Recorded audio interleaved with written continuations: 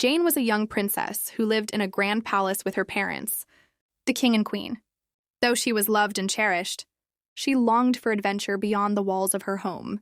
One day, ignoring her parents' warnings, she wandered deep into the forest, drawn by an enchanting melody that seemed to call her name.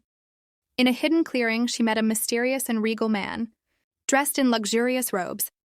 His voice was smooth, his presence captivating, and he spoke of love and a distant kingdom where he would make her his queen. Enchanted by his charm, Jane agreed to follow him. But as they walked deeper into the forest, the illusion faded, and she realized with horror that her handsome suitor was nothing more than a human skull, resting upon fine garments.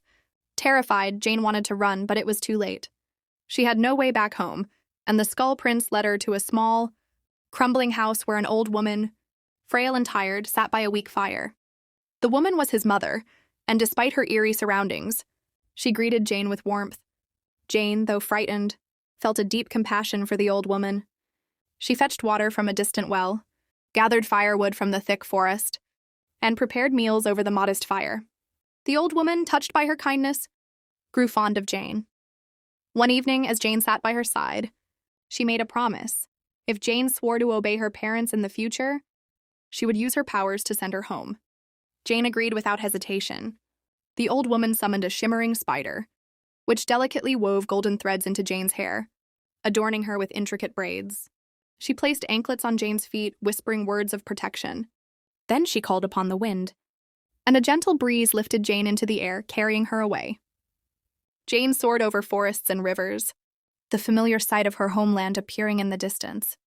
The wind set her down outside the palace gates, and as she stepped forward, her parents rushed to embrace her, overjoyed to have her back.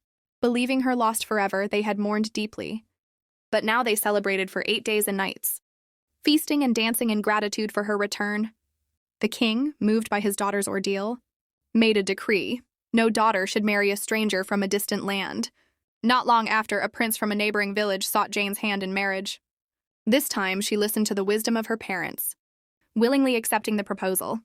Together, they built a life of happiness, surrounded by family, love, and many children, never forgetting the lessons she had learned.